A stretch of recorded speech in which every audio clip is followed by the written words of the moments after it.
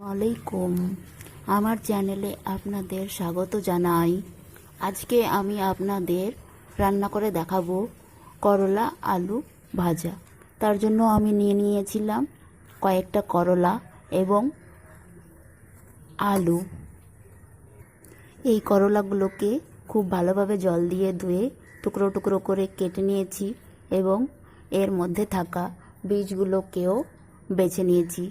বীজগুলো বেছে আলাদা করে নেওয়ার পর এই কেটে রাখা করলার মধ্যে কিছু লবণ এবং এক টুকরো পাতিলেবুর রস মিশিয়ে দিয়েছি। এখন এই করলাগুলোকে একসঙ্গে হাতের সাহায্যে খুব ভালোভাবে মিশিয়ে 10 মিনিট আলাদা করে রেখে দেব। তার সঙ্গে নিয়ে নিচ্ছি 3-4টে আলু, ভালোভাবে ধুয়ে কেটে বেছে নিয়েছি।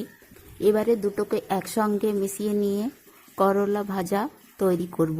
করলা ভাজা তৈরি করার জন্য নিয়েছি কড়াই, দিয়ে দিচ্ছি একটুখানি তেল। প্রথমে তেলের মধ্যে দিয়ে দিচ্ছি কিছু কাঁচামরিচ এবং সর্ষে দানা, সাথে কয়েকটা রসুনের টুকরো। মশলা ভাজা হয়ে গেছে, এবারে এর মধ্যে দিয়ে দিচ্ছি কেটে রাখা আলু।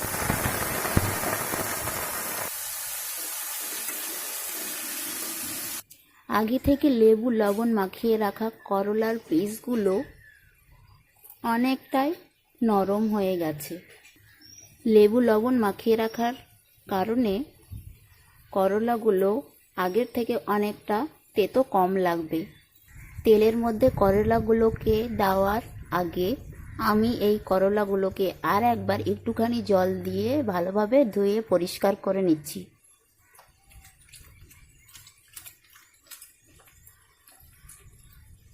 বন্ধুরা, আপনারা যারা বেশি তেতো করলা খেতে পারেন না বা পছন্দ করেন না, তারা আমার মতো এইভাবেই 10 মিনিটের জন্য লেবু আর লবণ মাখিয়ে করলাগুলোকে মাখিয়ে রাখুন।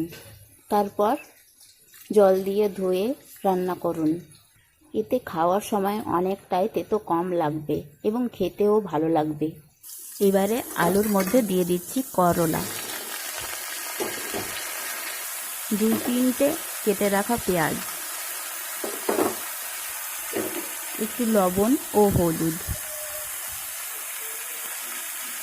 এবারে একসঙ্গে ভালোভাবে মিশিয়ে নিচ্ছি।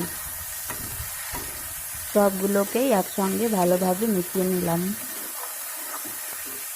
10-15 মিনিটের মধ্যেই করলা আলু সবজিগুলো খুব ভালো সুন্দরভাবে সেদ্ধ হয়ে গেছে।